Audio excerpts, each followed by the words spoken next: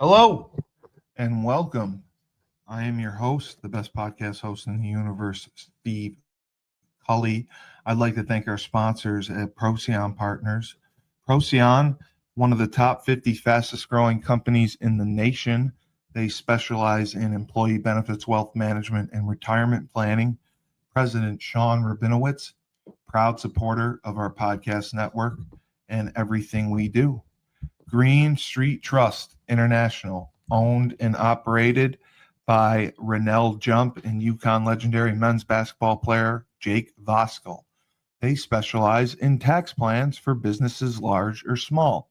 They will save you money or get you a big fat return on your taxes. To schedule your free strategic tax planning session today, go to www.greenstreettrust.com. Pete Finch and the Finch Law Firm is located in Bridgeport, Connecticut.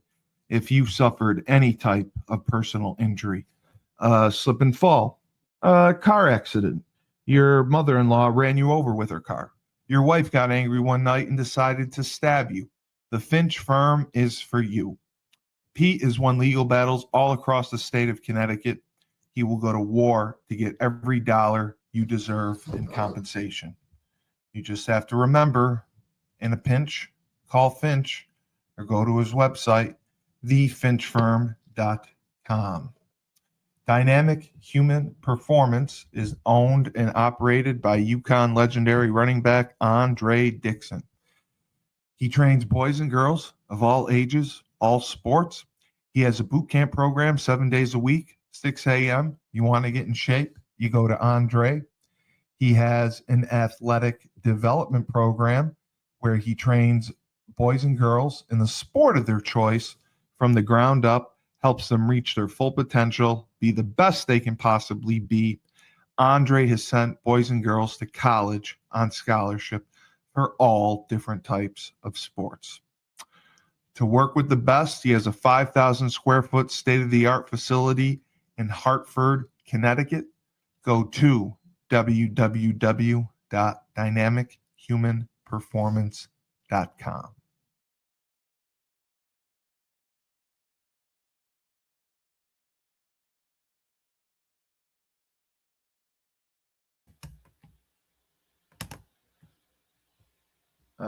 Unmute yourself.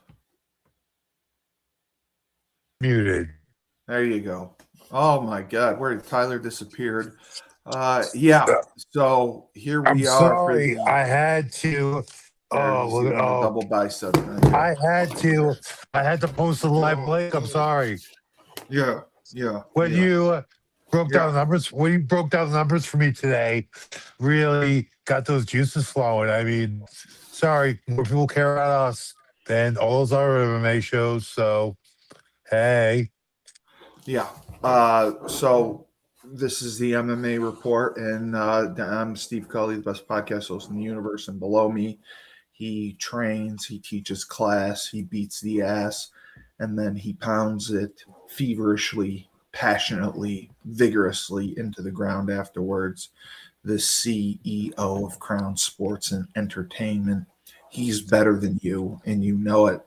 And he has been flawless with his analysis and picks over the last 3 months. Tyler King. What's up, y'all? Jared! Jared's back. Jared always comes to see you, Tyler. You better. Jared, I appreciate the support, my friend. You better appreciate it. Yes, appreciate all his support because he's contributing to the growing numbers of your show. So we have a lot to get to this week. We have a minor fight night that is coming up.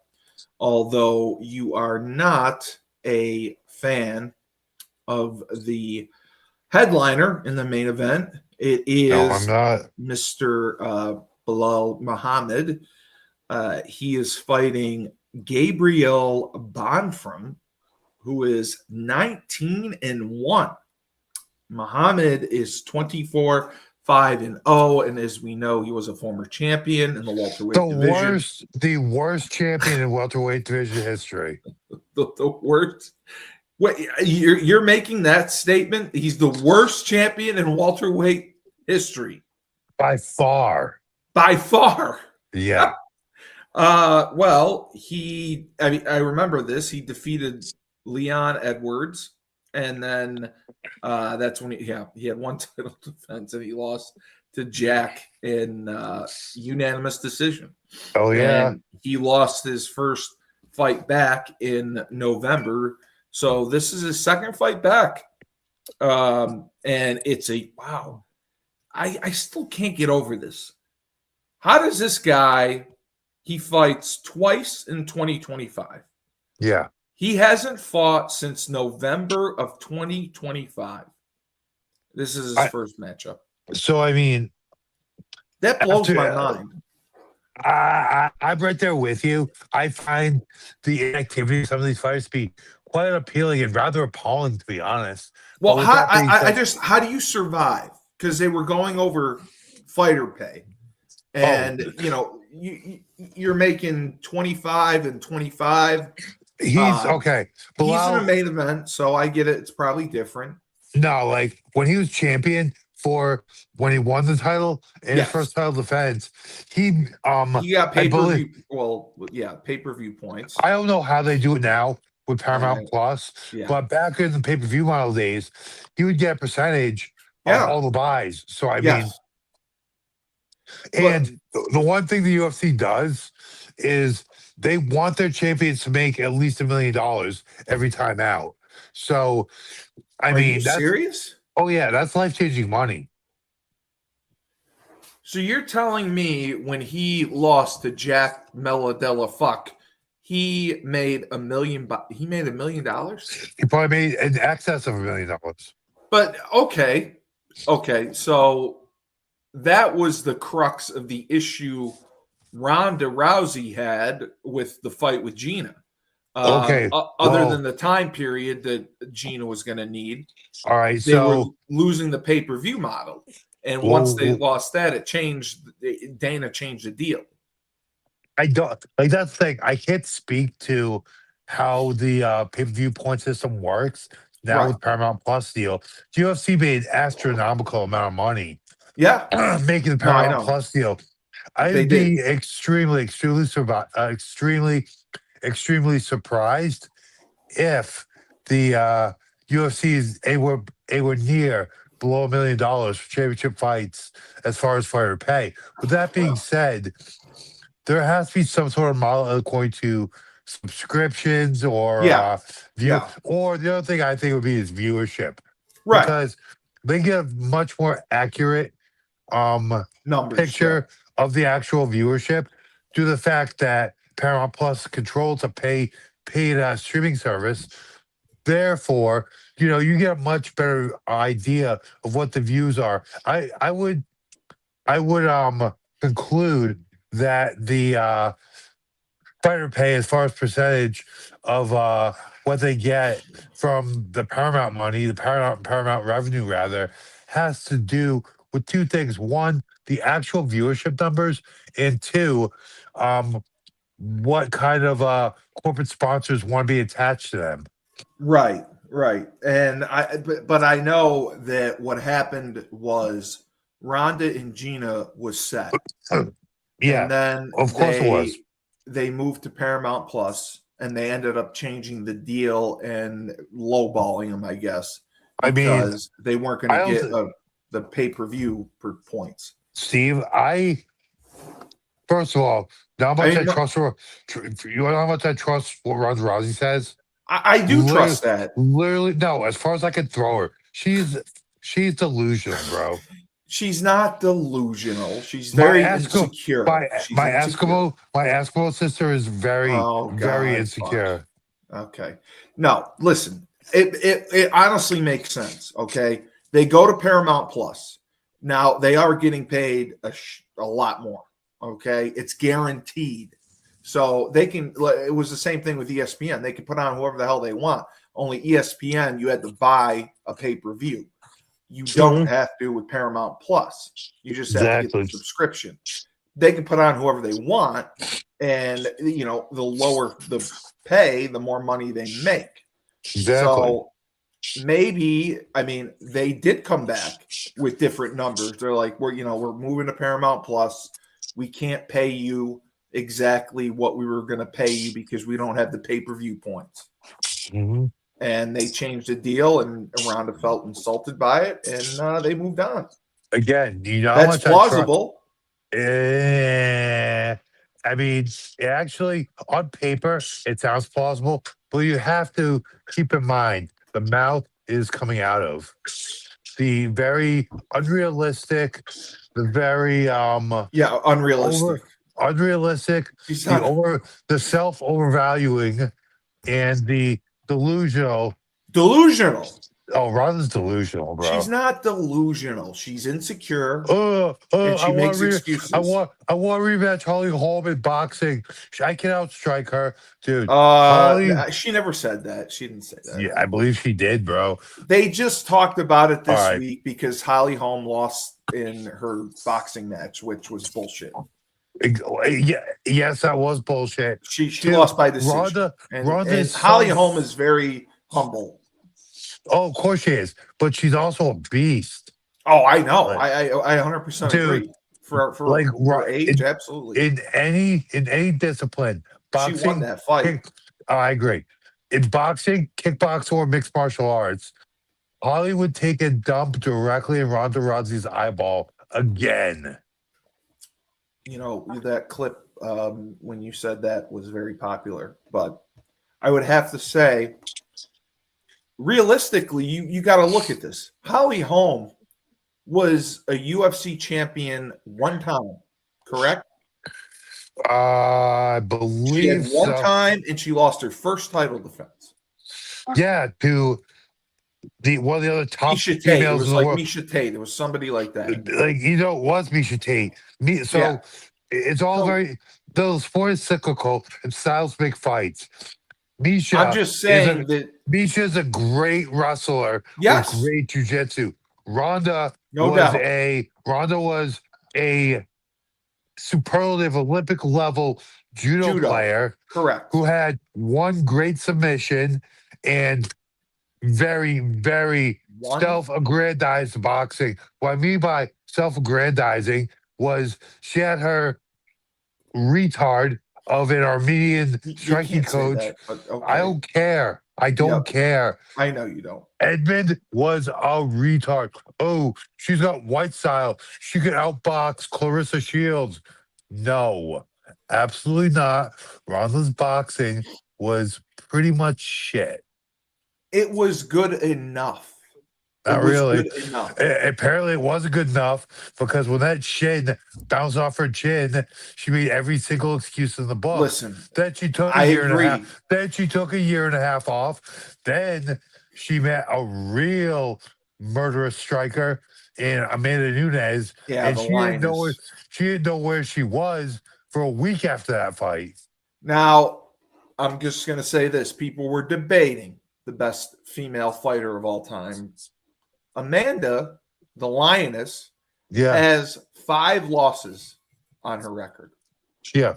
Ronda only has 3. So, and how many wins does Amanda have? Amanda has more wins, correct. And how many wins does Ronda have? Only has 13. Ronda's like 13 she's 13-3. I thought she was 13-1, but okay. No, 13-2, I thought. Yeah, exactly. No, she's got 3 total losses. 3 total losses. 1 came in Strikeforce and the 2 in UFC. But Nunes had 5. But I think she clearly had more title defenses. Again, strength of schedule, sir. Strength of schedule. I agree. Amanda fought a murderer's row. Ronda fought a lot of tailor-made opponents. Yes, I will give you that. But so the Holly Holm boxing match, okay? Holly Holm lost by decision. Yeah. I watched highlights and portion of that. I think she looks great. Holly, for 44 years old. Holly is an absolute wonder. of I combat really sports. think she's unbelievable, and it's a sin that she didn't win. She I deserved to be agree. champion. She deserved to be champion. I'll give you 2 more examples. One, Francis Ngannou's original decision loss to Tyson Fury. That's number 1. Number 2, Alexander Usyk controversial stoppage I over agree. Rico Verhoeven. People See, believe that. listen, at the end of the day, boxing will protect its own interests. And It does. Yeah, you're right. boxing for as They long don't as I want to can see no the as, UFC as long people as long succeed. as I can remember, as long as I can remember, the boxing crowd, boxing lodge, let's call it, has just exhorted Tyler, with like boxing's a mess, dude. such no just listen with such emphasis on how these MMA fighters barely know how to box. They can't match up hands. They do say with, that. Yes, with, you're with right. these amazing technical precision fighters that we have in boxing. Let me tell you, several times now, Francis Ngannou, Rico Verhoeven, and Holly Holm, especially, have given it to champions in boxing. And I'll get one further. Floyd Mayweather versus Connor McGregor. Now that one I don't believe, dude. No, listen to me. What did they do in that fight? Nothing. No, listen to me, Steve. Jesus. First of all, they stacked the deck against Connor. They did not give him ample time to prepare.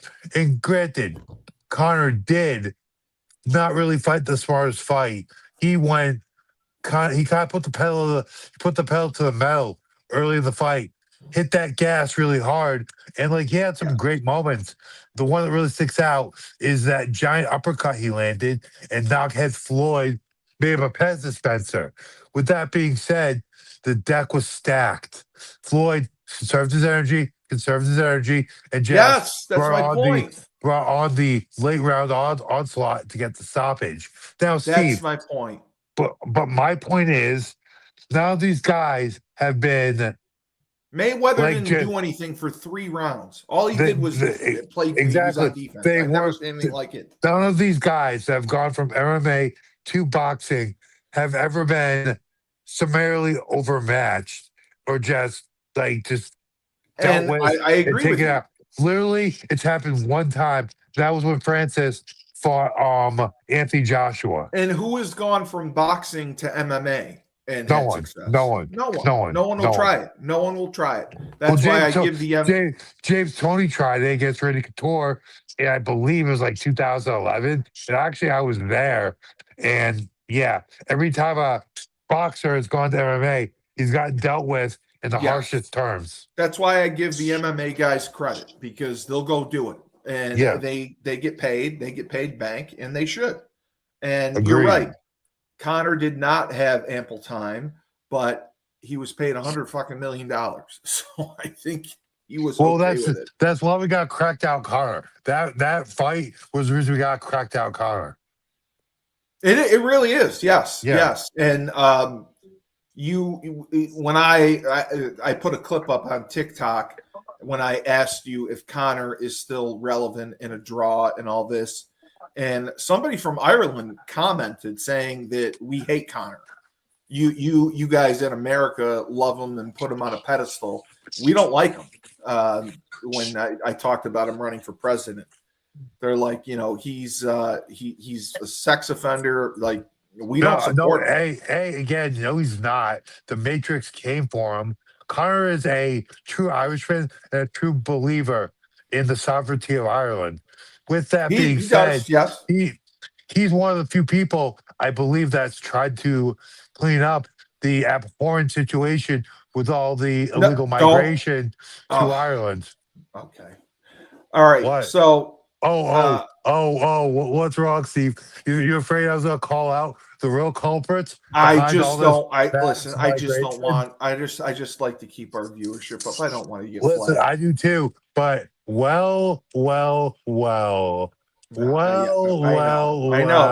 know. We all know who's responsible for these situations. Listen, but I digress. You were right.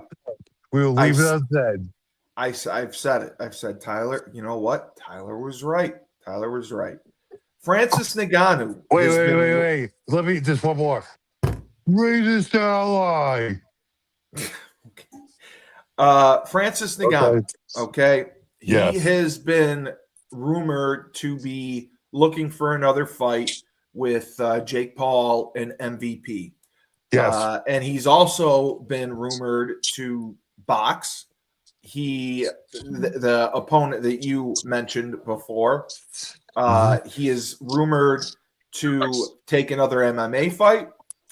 And I think, like you said, MVP does have his rights maybe for a year or whatever, or maybe for another fight. I'm not sure exactly. They probably have, like I said, at the least, they have 30 to 60-day matching rights at the very least. Right. So Ngannou, 19-3, he just came off. I mean, the opponent was a joke. Yeah. Do you see him getting in with MVP, and who would be available as an opponent that could be a draw or even a threat to him? I would have to do great. No, I agree. And I think I would have to do I don't even know. It would take me a while to just go through all the heavyweight rankings. I mean, I would think it's someone out of it'd probably have to be someone like really badass out of Russia, at one of those promotions. Maybe someone out of bare knuckle. I don't think bare knuckle. I think it would probably be someone out of ONE FC or Ryzen or one of the larger Rush promotions. But again, I'd have to go and look at the list of just the top talent that doesn't have the rights in the UFC. Listen, there are 4 fights. But it'd have to be a boxer too if you wanted to box. That would probably be the best option. Probably be the best option. Or the easiest one, but right? As far as MMA, there's only really 3 or 4 fights that make any sense at all for Francis. And I would say those fights are John Jones, Tom Aspinall, Alexander Volkov. Really? Okay. Yeah. Or a fight that would actually, I think this fight would be electrifying, would be Francis versus Rico Verhoeven, either in boxing. That's the one. Boxing or kickboxing. That fight would be fire. That's the one. Magma, molten, hot magma, fire. That is the one that was also mentioned, Rico Verhoeven. And after his performance, I agree. Dude, I think either rule set would be good, either boxing or kickboxing. I think Verhoeven would actually destroy Francis, to be honest. I don't know, man. Jeez, man. He looks so good. He did, but you got to think about how good Francis looked against Tyson. He did. And then, he did. And his next MMA fight, granted, it was freaking Philippe Lins, but man, listen, as much as I want to talk shit, Philippe is a top 25 to 50 he was just heavyweight in the world. It was just a mismatch. He was so overmatched, though. Yeah, because of the weight. Listen, bro. I've been top 100 in the world. Those rankings, sometimes I was top 100. I lost to number 19. I was 78. I lost. But you were fighting. You were fighting at such a lower weight class half the time. No, it wasn't. That was a heavyweight. That was a heavyweight. I think I weighted I was between 238 and 241 for that fight. My opponent was 258. That's still low for you. If they could find a way to get Ngannou and Jones together, and I don't know how many fights Jones had left on his UFC. I think it's 2 or 3. He might have signed it. He might have signed it. It might be 5. He might have signed a new contract for his last before he fought Stipe. He fought twice at heavyweight, correct? Yes. He fought I think he's got 3. He fought Cyril Gane, he fought Stipe. Yeah. That's the fight. That I mean, if Jones and we saw the MVP show, if Yeah. he had the interest and work was able to get out of his contract, that would be the fight. The Because thing is, you don't they think there's will not. any No, there's from a business perspective, there's no way. Dana. The UFC, Dana, Hunter, Ari Emanuel, and what's the parent company called again? TKO. Endeavor or TKO. TKO, Yeah. TKO Endeavor. They're just from a business perspective. They're never going to let John out of the contract because we all know what his first move will be. He'll go right to MVP and make a big money fight versus Francis. Like we all know that would be the move. But from a business perspective, the UFC will never let him do that. TKO is about business. I mean, Yeah, you've seen that with everything they've done, with some of the cuts they've made, especially with WWE. They're still going to Saudi Arabia, despite all the turmoil over there, because of the $50 million. Because you get money, mother. I know, but it's still $50 million. It's not like the safest place to go to put on a show, but they're doing it. Yeah, but you know what? TKO is acting like Vince. No one is gonna fuck with the Saudis. Like for real. I agree. Ain't no one fuck with like Iran's being kind of dumb right now, bombing Qatar, but I agree. But it's still not the safest thing. But they're going. Yeah. So my thing is, if they're willing to take the WWE to Saudi Arabia during this time, yeah, why can't they sit down and negotiate something with Francis Ngannou? I'll tell you right now. Is the bridge burned that much because of his agency? No, that is part of it. Well, that's Francis burned that bridge himself with his behavior, with his behavior towards UFC executives during his first interview. Dana definitely alleged some really not great stuff by Francis. I'll leave that aside right now. Just from a business perspective, like how good conscious can you do that? The other thing is the UFC will not co-promote. The UFC is very protective. No, they won't. I agree. The UFC is very protective of their branding. Yeah. So if this was boxing, it'd be an easy co-promotion. Jake would definitely co-promote with the UFC. UFC just won't do it. No, UFC won't do it. I'm saying, why can't UFC sit down to negotiate with Ngannou and get the Jones fight done? That's a fight everyone wants to see. TKO is about business. That is true.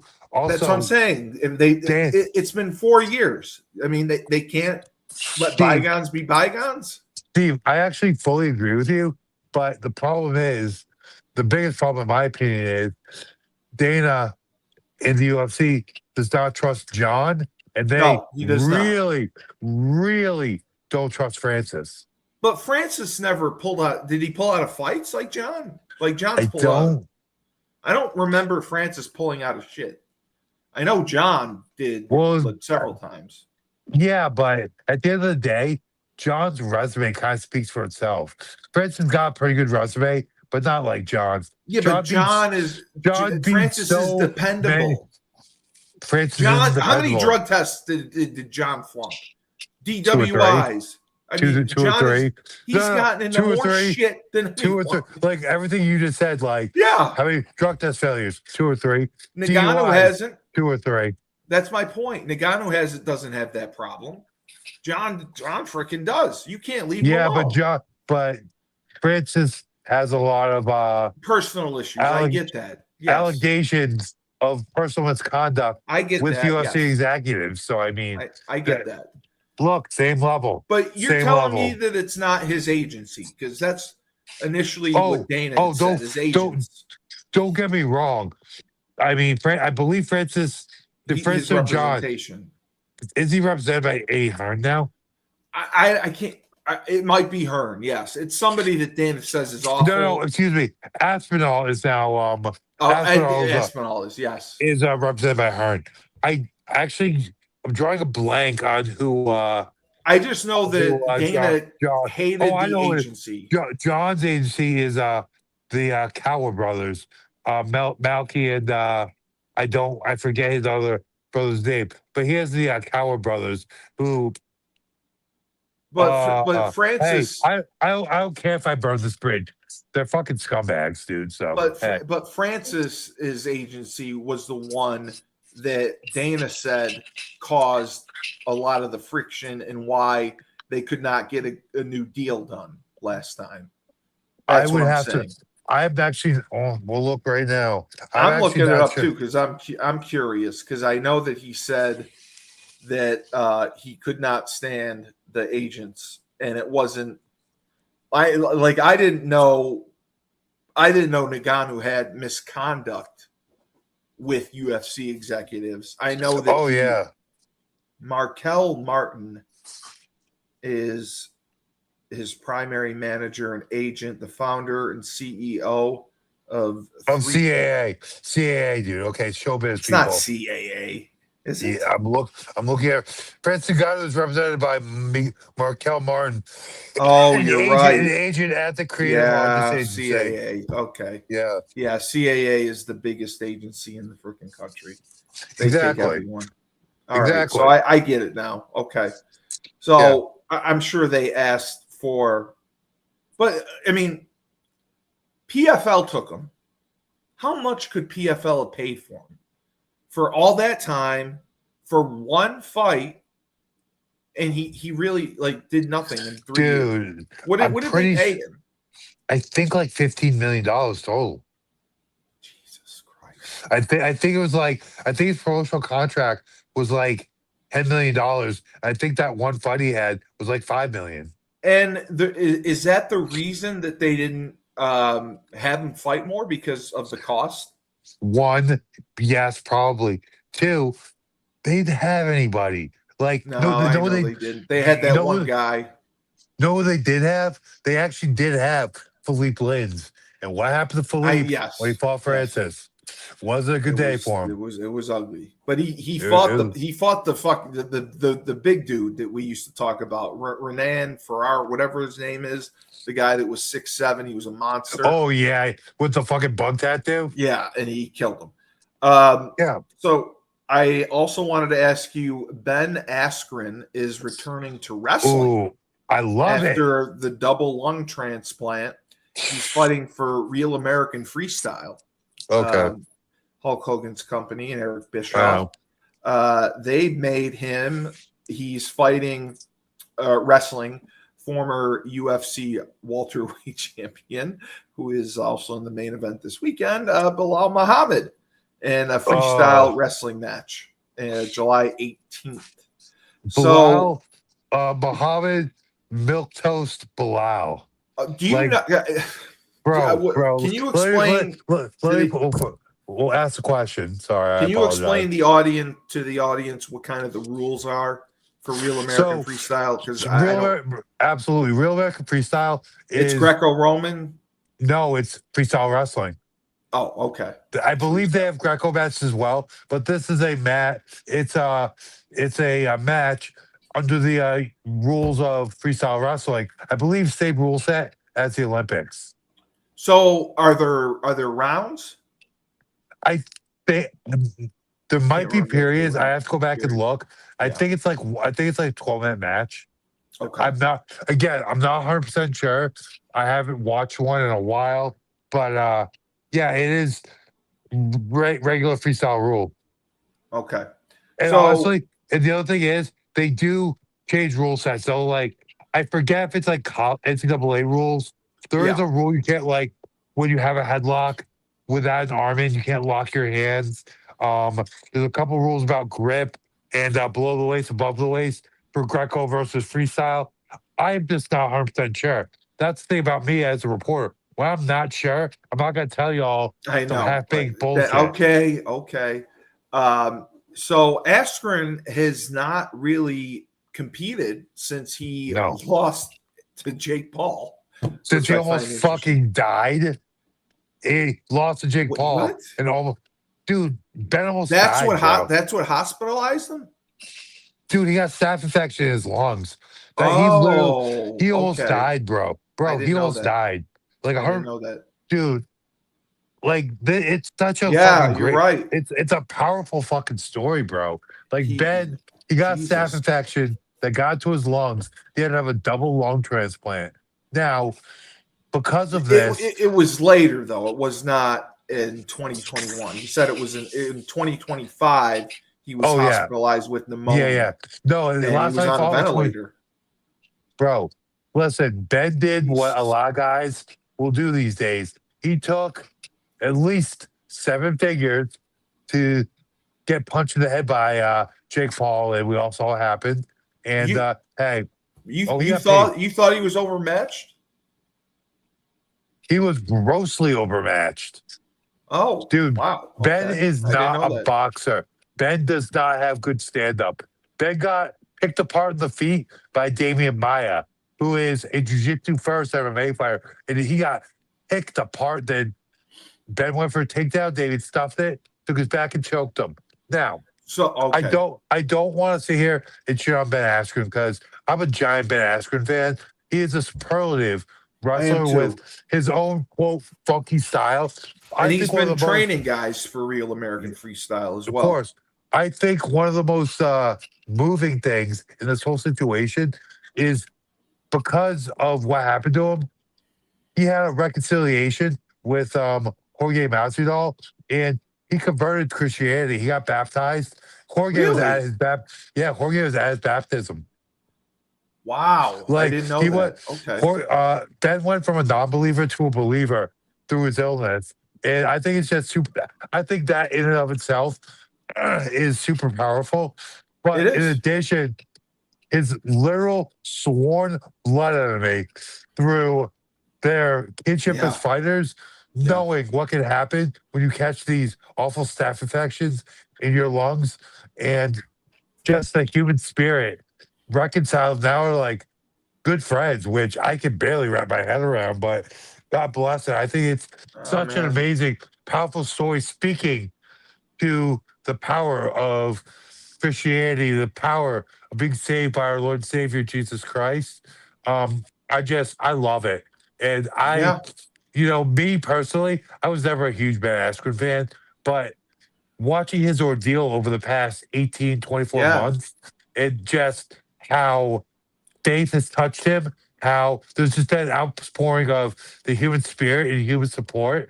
I love it. And I Yeah. cannot wait. And I cannot wait. Listen, It's I'll good. say It's that. good. It's good to Listen, see him compete. I will say this for Bilal. Bilal, you are about as likable as a bug in my underwear, but free Palestine. But I'm giving this one to Ben Askren just based on he's just so much more of a superlative wrestler, and he was like an Olympic alternate, Yeah, and I know he yes, was. and he just listen. Granted, he was fighting in Asia where wrestling is just not really that much of a thing. Dude, Ben Askren used to just stretch guys and do what he wanted to them in ONE FC. So, as much shit as I'll talk, I gotta give respect where it's due. And I just don't think Bilal Muhammad has the wrestling chops, pedigree, or ability No, I to think Ben's deal going to be to anxious deal to get in with back a in now. resurgent Yeah, Ben Askren. I agree. So I wanted just to run through a couple of these the power rankings for Oh, you. I'm with you. I'm The with you. heavyweight division, it still has Aspinall, and Aspinall came out.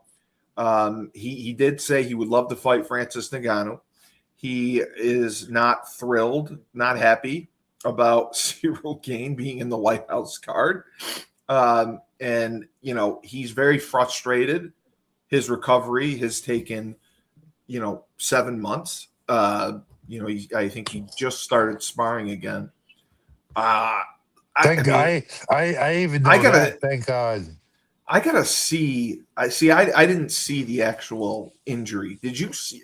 You saw it, Yeah. and it, Oh it yeah. was like he literally like clawed his eyeballs Dude, he figured his eye. with Like, with two though, dude, dude, because it was hey, both eyes. hey, Cully. He looked like Greg Smoot on the dance floor at Huskies. Jesus. Okay. Like, dude, that everyone, I'm not flipping you off. That much of Cyril Gahn's finger was in Tom Aspinall's eyeball. But it was one. I thought it was two.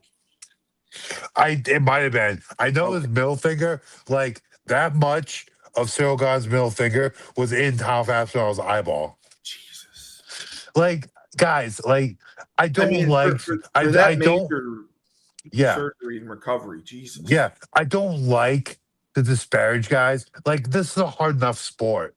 This sport is extremely difficult. It's extremely dangerous. We're putting our lives on the line out there. Like, you're taking years off your life whenever you step into the cage, both in the preparation and the actual fight itself. With that being said, Cyril Gahn's a dirty French fucking cheater. I'm sorry. Okay. Like, listen, there's patterns for a reason. There's a reason as human beings, we're gifted with pattern recognition. This is a pattern in Cyril Gahn's career. I think the biggest crime, however, is that he's being rewarded with a fight on the White House card. That's what I don't get. I don't. Did they not have anyone else? No one else is highly ranked with as good of a record. I mean, he's 13-2. I get that, but he's 13-2. He's 13-2 in the number one ranked heavyweight. And yes, but he's really not the number one ranked heavyweight. I mean, you don't think Volkov would have been a better matchup? Tom is the champion. Yeah, Tom is the champion.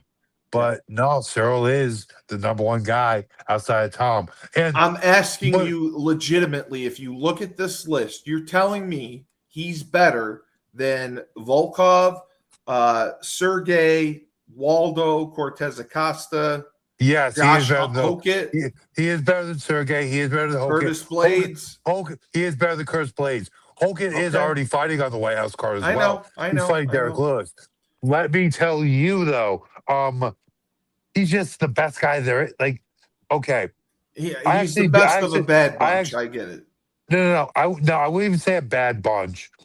I think also one of the issues is I think Volkov beats Gain. Also, that's what I was saying. Yes. I don't. One of the things you have to take into consideration here is that, and I'm not throwing shade. I absolutely love him.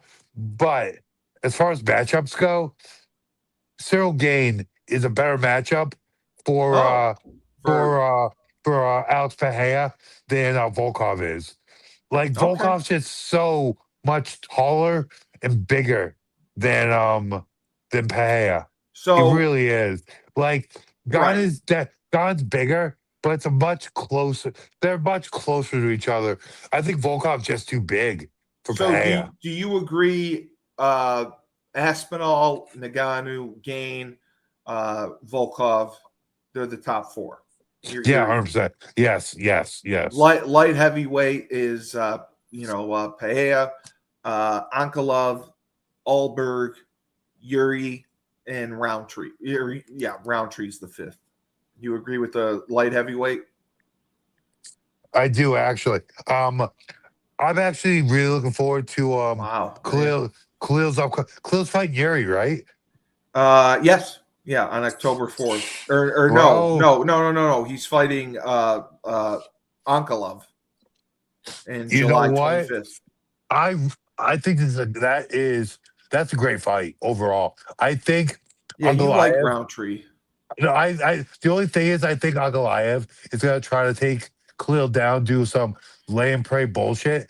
But man, if Khalil's able to stay on his feet and keep a good, like, he's more of an inside fighter. That's part of the problem because Ankalaev's gonna try to grab hold of him, take him down. But man, if he keeps striking distance, he'll touch and knock Ankalaev out. And you love to see it. I just hate Ankalaev, but I think it's a great fight for the fans and for Khalil. Sean Strickland is the middleweight champion, and yes, he is. Hazmat Dricus and Nazardine Amov. So what I hear is you agree with that? Yeah, I do to a degree. The top 300%. Nasruddin's kind of a cock though. Nasruddin, no, Nasruddin was bragging about training with Hazmat, and from what I understand, in those sessions, he just got folded like a lawn chair, bundled up like a 3-year-old girl in one of those burrito snowsuits. Yeah, like Does he has nothing for Strickland.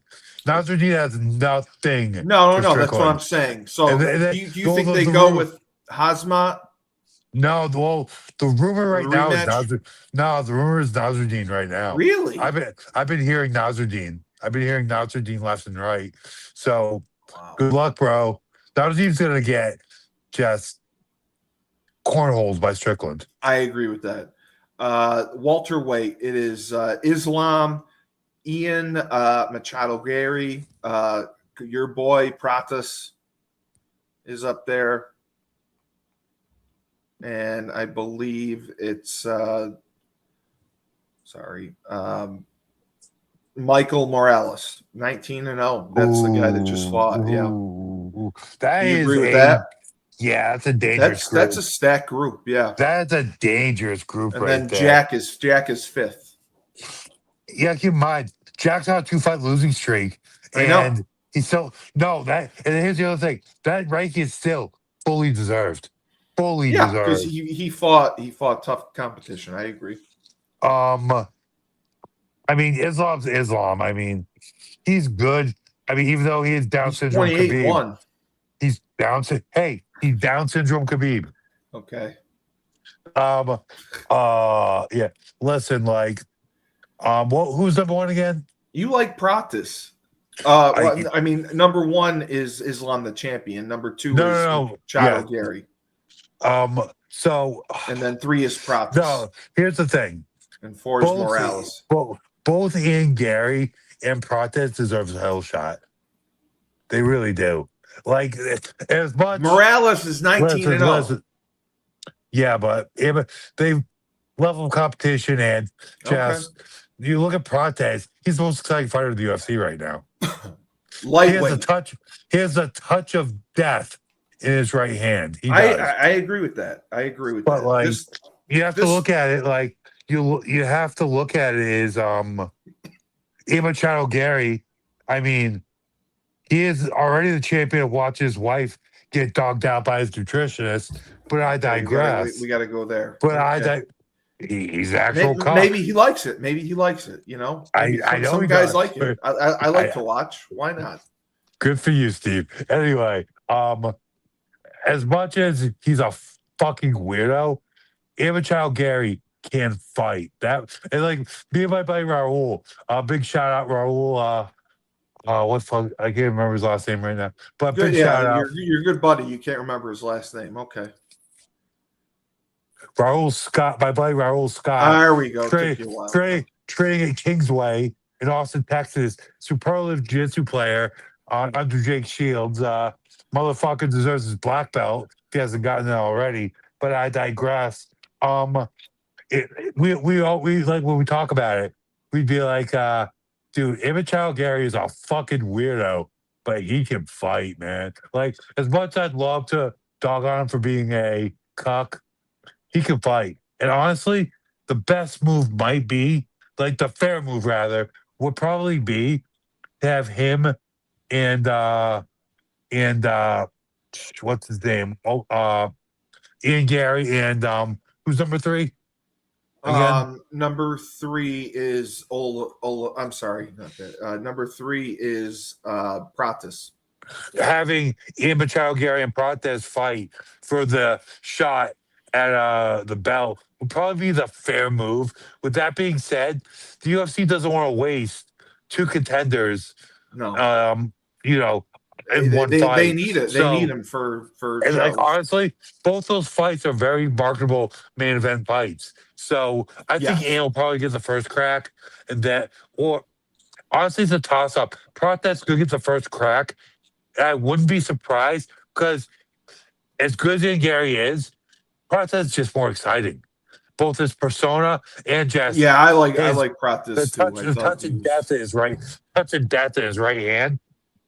Again, it's a pick 'em. You could throw in a hat, Yeah, pick one out. Either fight, like it's a value, it, entertaining fight. But yeah, again, just depends what the UFC wants to do with yeah. that. They gotta stretch him out. The lightweight, it's Tuporia, obviously, Arman, Oliveira, and Holloway are the top four. And Gagey is 5, and he's the interim champion. That's funny. I don't think Justin should be interim champion. I think he should be number I one. don't. I don't With think that so. being said, You what? You think he should be number 1? well, number two, but he should be Oh, right behind. okay. He should be Yes. right behind Ilya. Okay. Like But at the that's end of the crazy. day, Justin's battle tested. While he's taken some L's, he's also had some giant wins. With that being said, no, who hasn't taken any L's? Ilya. Ilya He is has a not. fuck. He He's is a a machine. fuck. He is a fucking surgeon out there.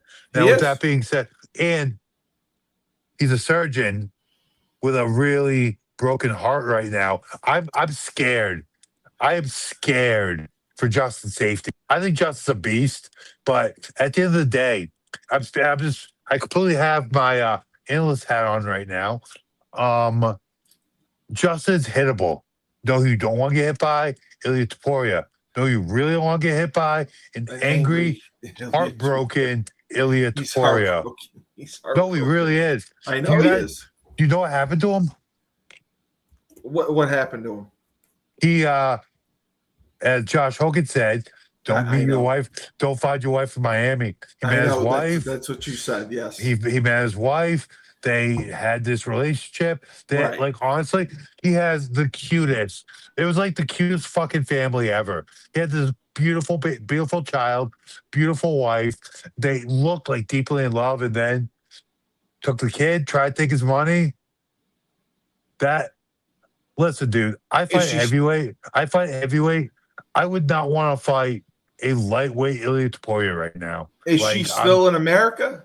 I don't know. She might have taken the kid back to Spain. I don't know. So we don't know if they're officially divorced or anything. Okay. I believe they are officially divorced, but like, right, dude, I fear for Justin Gaethje's safety, and this is so not you think now you don't think that that's gonna work against him, that this happened, that No. maybe he's upset? No, bro. I mean, I hear what you're saying.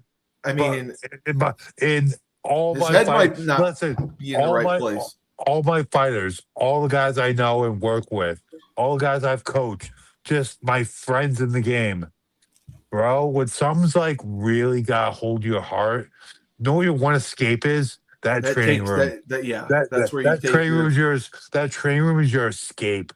That's your frustration. You take all your frustrations out. Like, I would have, if I had something bothering me and I was getting ready for a fight, I would have to have coaches and training partners tell me, like, hey, dial it down a little bit, bro. Yeah. Like, you're overtraining, you're doing this. I would be living in the gym. If I had I usually am for a big fight anyway, but if there's something tugging at my heart, man, I'd be in there I would take all of it and use, like, you have energy. It's positive and negative, but you can turn that negative energy into positive, working through it, using it as that fire to burn you through, to push you. And that's why I see Ilya Taporia doing right now. And I do see Justin Gaethje not having an answer for what Ilya is going to bring. Yeah, I agree with you. But now the other thing is Holloway is ranked 4th, and they're giving him McGregor. And don't you think that's a bit ridiculous? Not at all. For McGregor to start, he hasn't fought in years, and we're just going to throw him to Max Holloway? They're fighting he's going to be ready? No. They're fighting at welterweight, number one. I don't know if Max has ever fought at welterweight. That's the first. That's the first thing. The second thing is, you think Connor's ready? No. They have I know history. they do. I know. They have history. I was at their first fight. It was here in Boston, and it was a good fight. But that's the fight where Connor tore his knee apart, and then he used actually wrestling and ground control to win that fight. So with that being said, it really speaks to like just there's so many. Excuse me, sorry guys, I had to get a power outlet Phone.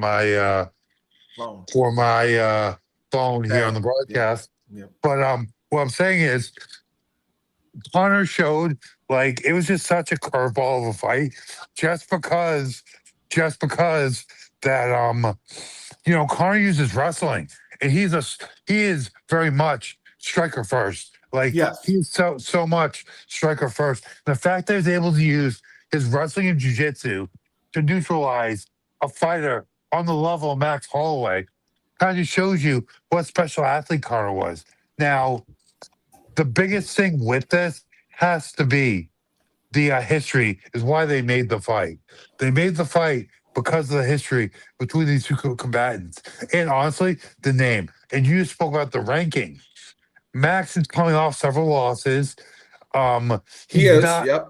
I mean, I still think he's got a lot left to tank, but he's not at the height of success or his like career right now. So I think that's why they gave him the Connor. It just made sense all around at this point. And like I said before on this broadcast, you have to give Connor a name. There has to be name recognition. There has to be a story. Or Like, else you're wasting him if you don't do that. yeah, Okay. I exactly. get that. All Exactly. right. That makes sense. Yeah. That makes sense. I'm just thinking, Connor, if you're UFC, you want to keep him, use him because he is your most marketable name right now, probably. Oh, 100%. And I would not want him to lose this first fight. That's all I was saying. No, absolutely. You absolutely don't want him to lose this first fight. But this is fighting. It's not WWE. I You know. gotta do I know. something. You got to perform. You got to perform. Also, with that being said, what does the UFC want? They want Connor in the title picture.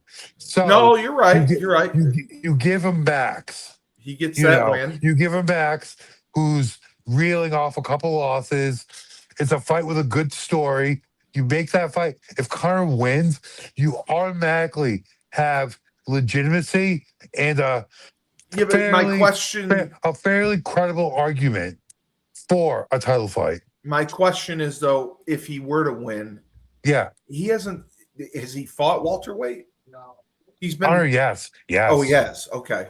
All right. I believe he's 2-1 at welterweight. He fought Nate Diaz twice at welterweight. Okay. And then he fought Connor McGregor at welterweight. Also, Connor McGregor fought Conor McGregor at welterweight. No, excuse me. Sorry about that. He fought Cowboy Cerrone. Yes, Cerrone was welterweight. Yeah. Okay. Yes. And he was a 2-division champion. Was that lightweight and welterweight? No, it was not. It was featherweight. Featherweight. That's and lightweight. Featherweight. After Connor won the featherweight belt, he never fought featherweight again. He never fought a featherweight again. I know. So I think Connor fought the majority of his career before the UFC at lightweight. He was the when he got signed by the UFC, he was the Cage Warriors featherweight and lightweight champion. Cage Warriors is the largest promotion in the UK. So he was the lightweight champion first, then he moved down to featherweight. So what he did was he 100% targeted Jose Aldo. And I think when he went down to featherweight, his punching power was just so astronomically higher than all the other fighters at featherweight. It translated. So, like, the big thing about that was his body couldn't keep it up for long. Just like Dustin Poirier. Dustin Poirier, their first fight was at featherweight. And when Connor hit him, it was great. It was a back of the head shot. Those shots could go either way. It can either buzz you or it can put you out when you get hit there. So when he got hit there, like Dustin just crumbled. And that was two things. One, the spot where he got hit. Two, I'll say it was three things rather. Two, the featherweight weight cut was not good for Dustin. And three, Connor's punching power. So I think what happened was, and it's pretty apparent, pretty obvious overall, Connor's power translated so markedly at featherweight. That's why they pursued going to the UFC at featherweight. And plus, having the perfect foil and an all-time great in Jose Aldo. We've talked about the rub before. What happened when Connor beat Jose? He got that rub and got even more famous. He did. All right, we'll be right back. Down south, we have Julius Williams, Jordan Harris, and the rest of the team of the Trench Mob. They train offensive and defensive linemen. They compete in 5v5 tournaments and college showcase camps all across the country. They have sent kids to schools like Florida, Florida State, Miami, Clemson, Tennessee, Georgia, Alabama, just to name a few. They have sent the highest percentage of kids who work with them to Division I schools on scholarship. To work with the best, go to trenchmobfootball.com. Ned Von Young runs the Fresh Fold Laundry Company in Chapel Hill, North Carolina, a high-end laundry service. You book online, put your laundry out in a clear plastic bag. They pick it up, wash, dry, and fold it for you in 48 hours. They also offer an expedited service if you need that as well. They have an online subscription model, weekly or bi-weekly, where you can get your laundry done that way. They offer deals for college students.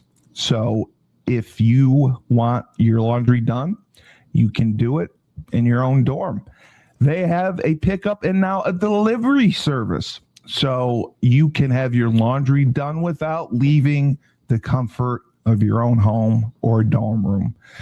To sign up, go to their website, my-freshfold.com. All right, I just have to mention Crystal Springs Golf and Event Center here in Vernon, New York, a 9-hole picturesque golf course. They have the spa, which is run by Dee. You can have a nice drink, play golf, and enjoy a wonderful setting. They have their event center fully renovated for weddings, anniversaries, birthday parties, corporate events, anything you need. My English teacher, Mr. Sneezik, owns Crystal Springs. They were voted the best golf course in our area, and you need to check it out and go there, have a drink, play some golf. There are golf leagues every night of the week. They have a driving range and a little pro house. So check it out. Wait, a grow house? Pro, the pro shop. Okay. The pro shop. Okay. Yeah, the Crow House. I didn't say fucking Crow House. Let's say grow house. Okay. Well, so they're still producing everything for the show at the White House. This is going to be absolutely ridiculous. Everything that they're doing to build this fucking thing. And it's a free show. It's costing UFC between 30 or 60 million dollars between the production of the setup for the fight, and it's a free show, and they're basically doing it old school, like we talked about the Rome Gladiators. And it's just amazing to me how this is being done. They are literally flying shit in to build this apparatus, this stage. Like they were talking about this massive claw that has traveled through. I'm like blown away by this. It's a steel structure as tall as the White House, and it's scaffolding. It's been coming like across the world to get here. Yeah, buddy. And it is humongous. Yep. I mean, this is ridiculous that they're putting so much into this event. So that like they're not going to come close to making any money back off of it, unless no, there's no way, because it doesn't even matter. First of all, the amount of PR and just notoriety. Yeah, I agree with that. That's true. Yes. I mean, that's number one. Number two, And like we'll talk. I think there's some other things we got to talk about. Bryce Mitchell's take. Number two. Oh, The other thing I'll God. say. Oh, you shut up. The other thing about it is Dana White, for all of his faults, is a super loyal human being. He is So through and through. the UFC would not exist as we know it today without Donald Trump. I'll explain to everybody. I can just feel all the liberals melting down right now. Let me preface this. I am no longer a Trump supporter for a lot of reasons that I can't talk about because I don't want to get flagged, but I digress. So, back in the day, I believe around between UFC 30 and 40, one of those numbered events, the UFC was in dire financial straits. Yep. Also, they were running towards regulation and they couldn't get sanctioned in any states except No. they couldn't find venues. Venues didn't want them. So Donald Trump said to Dana White, come down, I'll host you the Trump Taj Mahal, and you can have your events. He got sanctioning in New Jersey, which is one of the two most important states in the country to get sanctioning in, because New Jersey, and Las Vegas are the leaders as far as the ABC, the American Boxing Commission, and sanctioning for combat sports. Yeah. So because of what Donald Trump did for the UFC back in the early 2000s, Dana White is always gonna have Donald Trump's back just out of loyalty. Dana knows he would not be in the position he is today without Donald Trump and his generosity back in the day. Now, I believe this is whatever thing I'm not allowed to talk about Donald Trump. But I don't really know. Didn't get that. I didn't see Trump specifically in the Epstein files. I don't know. I don't know how corrupt he was back then. Anything along those lines. But he did a big favor for Dana White in the UFC. So in turn, Dana White is going to do a big favor for President Donald Trump. Well, do you think Trump wanted this? I mean, is this an event Trump went to Dana White and said, "Hey, I want to show up the White House"? Are you kidding me? Of course. Yeah, okay. Of course. I thought it was the other way around. I didn't know. Well, listen. There's echoes of the fall of the Roman Empire in here. Yeah, I mean, it's a spectacle. Yes, it's a spectacle, just like Rome was having towards the end before their empire fell. So, do I love it? No. Am I going to watch it? You fucking bet your goddamn ass. Well, they put on a good card. I don't think it's the best card that they could have, but I think it's a really good card. It's a great card. It's the best card we've seen this year. Listen, right? Like I would agree with that. But like Bryce Mitchell said, the government is here to serve and protect, not entertain. And put on there are parallels to the fall of the Roman Empire here. And I'm not even going to comment on the influence. You cannot say that. The group we're not allowed to talk about. Oh, really? Really? I can't say that? No. I'm saying that why is Sean Strickland banned from the event? I'm just saying that what you're talking about, the Roman thing, the gladiators would fight like weekly. This is a one-time thing. But then that's all I'm saying. The games got more and more excessive as the empire progressed. Yes, they did. No, they did. It was the brutality was awful. I agree. The brutality, bro. Like this is different. Roman Empire. They focused on the gladiator games, and the gladiator games were basically just a 2-day long violence and sex. Yeah, it was just to entertain. It was just to entertain the king. It was like an orgy, and they have like orgies in the stands, bro. Like anything went. I get it. Exactly. I get it. But I'm saying that this is. You're comparing that, which happened regularly, to this. This is a one-time thing, and it may never happen again. I mean, I agree, but again, I don't think there's going to be the government June show. No, I don't either. The government is here to serve and protect, Yeah, absolutely. not entertain. Absolutely. Listen, with But that it's being not said, like government. It's not like U.S. soldiers are in the octagon fighting. It's the UFC. They're putting on a show there. It's not affecting the government, is it? yeah, How would you think that this is affecting our government? distractions. I agree. Okay, that I'll give you. It is a distraction. I agree. Why is the leader of a foreign nation that's perpetuating war going to be a guest of honor, and he was able to get a UFC champion banned from the event? He's not. Is he coming as a guest? Yes. He is going to be at. You're telling me this guy? He's going to be at UFC 250? Yes. He's at Freedom 250. My Yes. God. The Yeah, I know who you're the talking pre- about. the- I know who you're talking about. That I didn't know. That I didn't know. Yes, then that is a huge distraction. That I agree with. That is a huge distraction, and that is 100% why Sean Strickland is banned. I am shocked. I didn't know that he was doing that.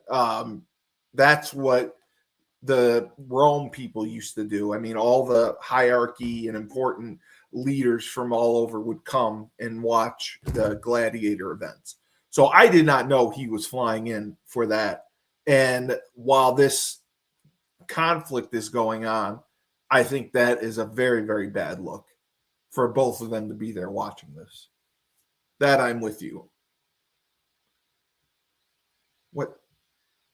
He went away. He went away after I said that. I did not know, but it's going to be very, very interesting to see how this progresses. It is going to be okay. There he's back. Fucking Yeah. so I agree. Like if it's a bad look with everything going on, if they're both there watching, yes. Oh, I agree. That is not a good look. No, but he also got the current middleweight champion banned from the event. Banned from it. Yeah. Which no, I know just that. ridiculous. Well, guys, and I think Dana's hands are a little tied here dealing with TKO. That is, yes. But like one of Dana's big things has always been freedom of speech. He says, I don't put a muzzle on He doesn't. anybody. No, he has let all the guys go with that stuff. But however, with the high level, like this is the highest level of the U.S. government here, and one of the guests of honor is going to be the leader. Oh, okay. It's going to be a leader of a foreign nation that's not very popular right now, and it's perpetuating a war and dragging Jared, in the war. Hold on. Jared says, I thought a rumor about flowing it. He said he said he didn't know it was confirmed. Do you know that it's confirmed? I'm pretty sure that it is. Yeah. Wow. Okay. And yeah, I don't know. We may. It depends on Tyler. Tyler, if he wants to, we would. He's asking if we would do a live watch along. Oh, by the way, Jared, I love all your comments, and by the way, I appreciate all the compliments. Islam, yeah, Ilya knockout Islam, yeah. Does Ilya knock out Islam? I kind of think so. But listen, we're all gonna have to wait and see what happens at 250. Like Justin Gaethje is not walking the park, but at the same time, I think he's very hittable, and you don't want to get hit at all by Ilya. Ilya's got a touch of death in that right hand. So no. But I mean, looking at the next two shows, they really have two good. Amazing. Events they've really like. I think they kind of saw the writing on the wall as far as after the first few had lower viewership. Yeah, exactly. I think they picked things up. Exactly. I think that's part of it. They have so many fighters, man. That's Steve. So many fighters. Steve, they really do. You have to tell me twice. And again, at the end of the day, it kind of makes sense because they have a No, They it have a does stra- with the amount of they- shows they put on. Well, Yes. the amount of shows, but they also have a stranglehold on the sport right now. No, they do. You're right, because otherwise Like, MVP would be able to put together. yeah, if they didn't have so many fighters on the contract, MVP might actually be competitive. Well, Well, and kind the of- other guy who raised money, who said he's going to run a new promotion in Oh, 2027. GFL, yeah. Yeah, the guy that owns Scott- Strike Force and Bellator. Scott Yeah, Coker, Coker. and Yeah. shout out my business associate that I've worked with several times, Rich Chu, is actually one of the matchmakers. For Coker, he's going to be. Yeah, Wow. Rich and I worked together for a smaller network of promotions. Got fighters signed.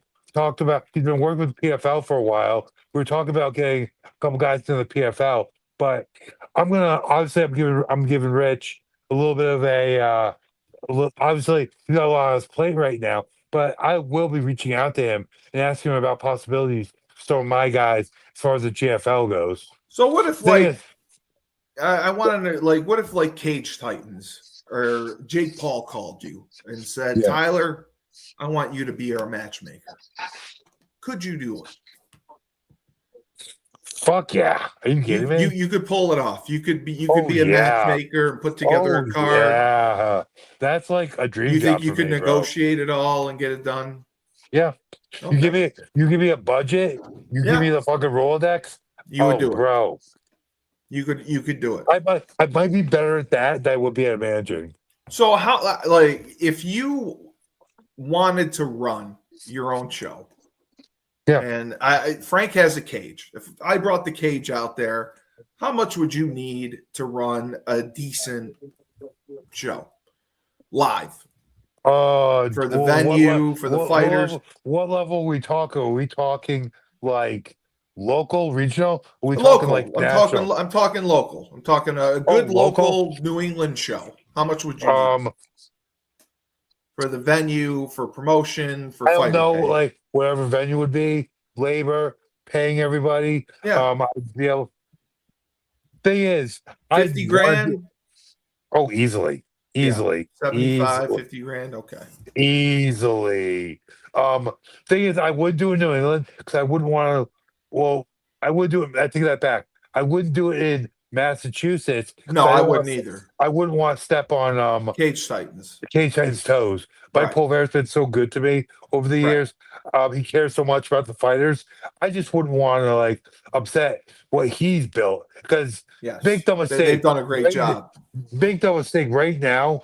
The biggest platform, fighter first platform in Massachusetts is Cage Titans. And Yeah. anyone else I offended, I don't care because it's facts. That's what I'm saying, though. But I was just curious for you to run a show, and would you be able to get decent fighters that aren't under contract? Oh yes, I would get a lot. I'd be able to. You would know stack enough that to show. go to. They would Okay. have. Well, just not even who I know, just who I coach, just Yeah. what I know about all the fighters in the area. I could absolutely stack a show. But you would probably do it in Rhode Island, New Hampshire. No, I would do it. I'd probably want to do it in New York, to be honest. Dude. Oh, you'd come to New York for it. Okay. New York, New Jersey, yeah. New York, New Jersey. New York's got a Rhode lot of Island, restrictions. Rhode Island's hard to deal with. Rhode Island has kind of got a stranglehold from CES, and Okay. Yeah, New again, York doesn't have much. Again, I have a good relationship with those guys. Good relationship, rather. So again, I don't want to step on toes. I just want to. Well, sign the I biggest mean, it'd fight. be funny. I think you could probably co-promote something with Cage Titans Oh, I would do that if you in a had the second. money for it. I mean, Mike Pulver might stab me, but you know, No, I mean, he may want to do it with you. I was I'm just talking. curious. I'm talking shit. We work really well together from a Yeah. manager, agent, promoter Yeah. standpoint. Yeah. And I'll tell you what, Mike Pulver at Cage Titans is the only promoter I trust further than I can throw him. Okay. Well, when you get him as a sponsor, you can say that. But you think you could do well as a matchmaker? You think you could put? you'd be No, fine don't with it? think. Don't think. You I know you could. You know. Oh, you yeah. could. Okay. Yeah. All right. Well, we'll see what happens. the show this weekend, I don't think is going to be great, but the pay-per-view next weekend is the big one. It's going to be interesting to see how it draws. Jared wants us to a live watch along, and if Tyler actually shows up, I would do it. Is it Hey guys, it at night or during the day? I don't know. Hold on a second. For some reason I thought it was early, but I could be wrong. But I have it right here. But that's why I would do it. Where is it? What time does it start? I'm checking. It starts at it does start at 8 o'clock. It starts an hour early. Dude, I'll fuck with it. So yeah, that was the only. I mean, they were concerned with fighting outside, but otherwise it'll be good. So yeah, like honestly, I'm 100% down. Yeah, we should do that. We should do a watch along. If you don't bail, I will do it. So okay, it'll be fun to watch. We'll see what happens. Francis Ngannou, we'll see what happens with him if he gets booked on a next fight. He seems to be actively looking. It's too bad UFC can't reconcile with him. Good to see Ben Askren back in the mix. It'll be fun. Big Ben. Can't wait to see him fight. Yeah. 14th. And then we'll talk more about the White House card next week and get Tyler's predictions. Oh, guys, real quick for this week. Just want to go fight. This little quick prediction. You don't know. You don't even know the fighters. Half of them, I thought. Yes, I do. We're gonna go main card predictions right now. Junior Tafa, because it's not his brother. I'm picking Junior. He's bantamweight. Okay. Bryce Mitchell versus Santiago Luna. Bryce Mitchell all day. Yeah, I know you like Bryce Mitchell. Okay. At lightweight, I go for Ziem over Tom Nolan. Ziem, really? Yeah. Nolan's 10-1. Ooh, hold on a second. Yeah, but Ziem's Faraz though. Guys named Faraz can fight. Okay, yeah, he's from France. Come on. Okay, never mind. You mocked the Frenchman. I retract that. Tom Nolan. Okay. Middleweight, honestly, this is a pick'em fight. I like Allen. I do too, but you know what? Edmund's a beast. Edmund's absolutely. Dude, he's coming off 4 straight wins. Oh, okay. All right. So I'm gonna go with Edmund just because you picked Brendan, and in the main event, I'm going. Yeah, I know. I know who you're going with. It's fine. No, you're not going with Bilal. Wait a second. You know what? I am going with Gabriel. I think Gabriel's tough. He's got 3. He's coming off 4 straight wins. He beat he beat Wonder Boy. Yeah. Beat Wonder Boy. Performance of the night. But wait, his one loss was fight of the night. I would go with that. 2 of his last 3 fights, performance of the night. We're going with Gabriel. Boom. I mean, I think I would parlay that. I would parlay Gabriel. I'm probably gonna parlay Gabriel and Bryce. I would parlay Gabriel, Bryce, and Tafa. Tafa's my man. Ooh, okay. I might maybe. I don't love Tafa's family, but hey. All right. Well, great show. And thank you. Just Tyler King. He trains, teaches class, beats ass, and pounds it into the ground after. Crown Sports Entertainment. Any updates with Ozzy and Luis? Luis is no longer with my firm. Okay. Ozzy Martin. There's some chatter. I'm not gonna disclose anything, but there was the guy talking about he was talking shit to you about fighting you. Who's that? On Instagram. You were talking to him. You kept saying you were back. He backed out or whatever. You don't recall?